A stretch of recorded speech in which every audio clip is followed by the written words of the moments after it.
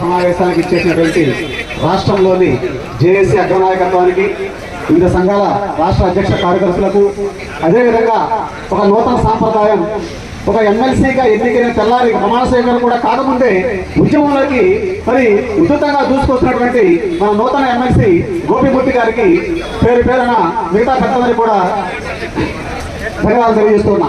మిత్రులారా, ఈ రోజున సిపిఎస్ రద్దు, ఓపీఎస్ పునరుద్ధరణ, మరి మనం దీని మీదే గత 10 సంవత్సరాలుగా మనం పోరాడుతూ ఉన్నాం. మన వాళ్ళు అంటారు ఇది ఒక ఆర్థిక భారమైన విషయం కాబట్టి దాన్ని మనం రద్దు చేశాము అని చెప్పేసి అంటారు. మరి ఈ ప్రభుత్వాన్ని సూటిగా ప్రశ్నిస్తా ఉన్నా, గతంలో అసలు శాసన మండలి వ్యవస్థ ఆర్థిక భారమైనగా తీసివేసింది, మళ్ళా మీరు మీ రాజకీయ పదవుల కోసం తిరిగి పునరుద్ధరించుకున్నారు కదా. మరి ఆ సందర్భంలో ఒక 4 లక్షల మంది ఉద్యోగ ఉపాధ్యాయులు వాళ్ళ యొక్క జీవితం మొత్తాన్ని కూడా 30 సంవత్సరాల పాటు మరి సర్వీస్ మొత్తాన్ని కూడా ప్రజలకి ప్రభుత్వాన్ని అంకితం చేస్తున్న క్రమంలో మరి మా యొక్క జీవన సమస్య, మా పదవుల జీవితానికి భద్రతను వంటి దాని పాత్రను పునరుద్ధరించండి అంటే అది మాకు ఆర్థిక భారము అంటున్నారే. ఏ విధంగా ఆర్థిక భారము ఈ ప్రభుత్వం చెప్పాలా? దాదాపుగా 3.5 లక్షల కోట్ల రూపాయల బడ్జెట్ ప్రవేశపెడుతున్న రాష్ట్ర ప్రభుత్వం 3 లక్షల మంది ఉద్యోగ ఉపాధ్యాయులకి భరోసా కల్పించకుండా ఇవాళ సామాజిక పింఛన్ 4,000, 5,000, 6,000గా వెళ్తా ఉన్న క్రమంలో 35 సంవత్సరాల పాటు ఉద్యోగం చేసిన ఉద్యోగికి 400, 500, 600 పెన్షన్ వస్తా ఉంటే ఇది ఏ విధంగా మీరు సమర్థించుకుంటారు అని చెప్పేసి నేను ఈ ప్రభుత్వాన్ని ప్రశ్నిస్తా ఉన్నా. ఈ రాష్ట్ర డిప్యూటీ ముఖ్యమంత్రి గారు పవన్ కళ్యాణ్ మాట్లాడారు మన మధ్య, అయ్యా మనకి తల్లిపూరి పేరు అయిపోయింది, 6 నెలలు అయిపోతా ఉంది, మనం ఇంకా కష్టపడి పనిచేయాలి, అన్ని అంశాన్ని మనం పరిష్కరించాలి, మన మీద ఎంతో మంది ఆశలు పెట్టుకుని మనకి ఓట్లు వేస్తారని చెప్పేసి అన్నారు. మీరు పరిష్కరించాల్సిన సమస్యల్లో ప్రజలతో పాటు ప్రజల్లో భాగమైనటువంటి ప్రభుత్వ ఉద్యోగులు కూడా ఉన్నారు అన్న విషయాన్ని ఈ రాష్ట్ర ముఖ్యమంత్రి మరియు డిప్యూటీ ముఖ్యమంత్రి గారికి కూడా సమానంగా తెలియజేస్తా ఉన్నా. ఇవాళ ఎంత దుర్మార్గమైన విషయం అంటే రాష్ట్ర వ్యాప్తంగా దాదాపుగా 1000 మంది ఉద్యోగ ఉపాధ్యాయులపై కూడా అక్రమంగా కేసులు పెట్టి మరి గత ప్రభుత్వం పీడిస్తూ ఉన్న క్రమంలో గత 2 సంవత్సరాలుగా వాళ్ళు కోర్టుల చుట్టూ తిరుగుతూ ఉన్న క్రమంలో అంటే చెయ్యని తప్పుకి ఒక ప్రజాస్వామ్యంగా ఒక ఉద్యమాన్ని పిలుపునిచ్చిన పాపానికి పాఠశాలకి ఆఫీసర్కి వెళ్ళి వాళ్ళ మీద దోపిడీ కేసులు చేసిన పాపాన్ని మరి మేము రాగానే మీ గౌరవాన్ని పెంచుతాం, మీ సమస్యను మేము పరిశీలిస్తామన్న ప్రభుత్వం 6 నెలలు గడిచినప్పటికీ కూడా ఇంకా మేనిఫెస్టోకి ఇచ్చడం అనేది అత్యంత దుర్మార్గం. ఇవాళ ఇంకొక విషయాన్ని చెప్తా ఉన్నా, మరి ఏది మాట్లాడినా సిపిఎస్ గురించి సెంట్రల్ గవర్నమెంట్ మా దగ్గర ఇబ్బంది పెడుతుంది అంటున్నారు కదా. మరి సెంట్రల్ గవర్నమెంట్ 2001లోనే మ్యాజిక్ గ్రాంట్ 10 నుంచి 14% చేస్తే మరి 5 సంవత్సరాలుగా మీరు ఎందుకు మ్యాజిక్ గ్రాంట్ ఇవ్వలేకపోయారు అనే విషయాన్ని కూడా ఈ ప్రభుత్వాన్ని ప్రశ్నిస్తా ఉన్నా.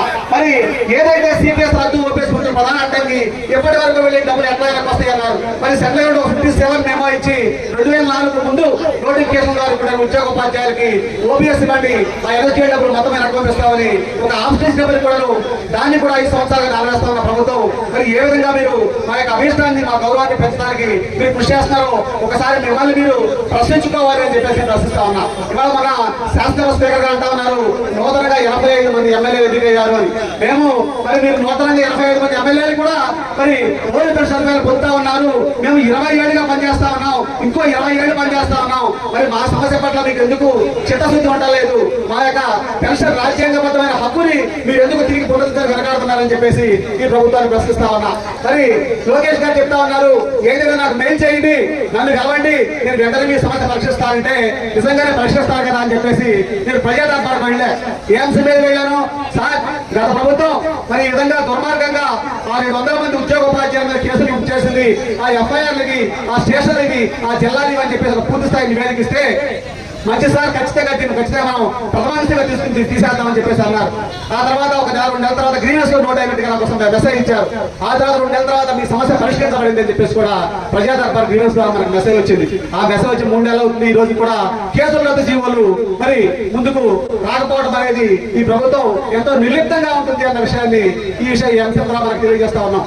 కాబట్టి ఒక అంశం సిపిఎస్ రద్దు, పాత పరిషత్ పునరుద్ధరణ జరిగే ఉద్యమ క్రమంలో అనేక అమెండ్మెంట్స్ యొక్క సిపిఎస్ జరిగినప్పుడు కూడాను ఆ ముసుగులో అమెండ్మెంట్స్ అన్ని కూడా పక్కన పెట్టేసి అంటే మనకు మేలు చేసే అమెండ్మెంట్ వస్తేనేమన్నా పట్టించుకోరు, మనం పూర్తిగా సిపిఎస్ రద్దు చేయమంటేనేమన్నా సెంట్రల్ గవర్నమెంట్ ఒప్పుకోవద్దు, లేదా ఆర్థిక భారం అని చెప్పేసి చెప్తా ఉన్నారు.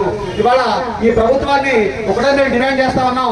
10 సంవత్సరాలుగా చేస్తున్న ఉద్యమం, ప్రభుత్వాల వ్యతిరేక ఉద్యమాలు కావసాగి మా యొక్క ఆత్మఘోష, మా యొక్క మానసిక వేదన, మేము 35 సంవత్సరాలు సర్వీస్ చేతులు మా జీవితాలు ఏ విధంగా మరి ముందుకు పోవాలి, ఆ విషయంలో మీరు స్పష్టమైన హామీ ఇవ్వాలి అని చెప్పేసి ఈ ప్రభుత్వాన్ని కోరుతా ఉన్నా. ఈ ప్రభుత్వాన్ని అనుకుంటా ఉంది నేను ఓపీఎస్ ఇస్తానని హామీ ఇవ్వలేదు కదా, మెరుగైన పెన్షన్ ఇస్తాను కదా అని హామీ ఇచ్చింది అనుకుంటుంది. మీరు మెరుగైన పెన్షన్ అంటే మీరేమనుకుంటున్నారు?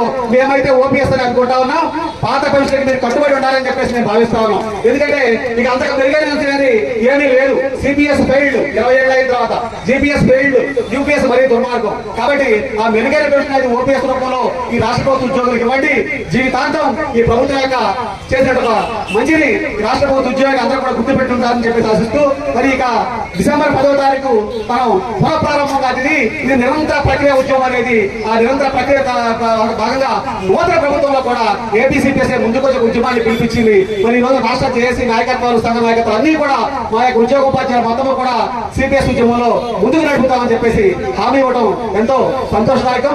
ఈ యొక్క సంఘీభావం అనేది మన మాటల రూపంలో కాకుండా భవిష్యత్తులో జరిగే ఉద్యమాల్లో కూడా, ఎందుకంటే ఉద్యమం అంటే చెప్పేసి ఒక ఉపాధ్యాయులే కాదు, 3.5 లక్షల మంది సిపిఎస్ ఉద్యోగులు ఉంటాయి, అన్ని డిపార్ట్మెంట్ లో కూడా సిపిఎస్ ఉద్యోగులు ఉంటారు. కాబట్టి ఒక లెటర్ ప్యాడ్ లో ఫస్ట్ అంశంగా సిపిఎస్ రద్దు పెట్టామని కాకుండా ఉద్యమాలకు పిలిపించినప్పుడు ఆ యొక్క ఉద్యమాల్లో మిగతా డిపార్ట్మెంట్ వాళ్ళని, మిగతా సంఘాల ద్వారా లింక్ పైన ఉంటే అందరు ఉద్యోగుల్ని కూడా మరి తరలి వచ్చే విధంగా కృషి చేయాలని చెప్పేసి కోరుకుంటూ నాకు ఈ అవకాశం ఇచ్చినటువంటి ఏపీసీపీఎస్ రాష్ట్ర నాయకత్వానికి ధన్యవాదాలు తెలియజేస్తూ ముగిస్తాను. Thank you sir. Thank you Parthasarathy గారు.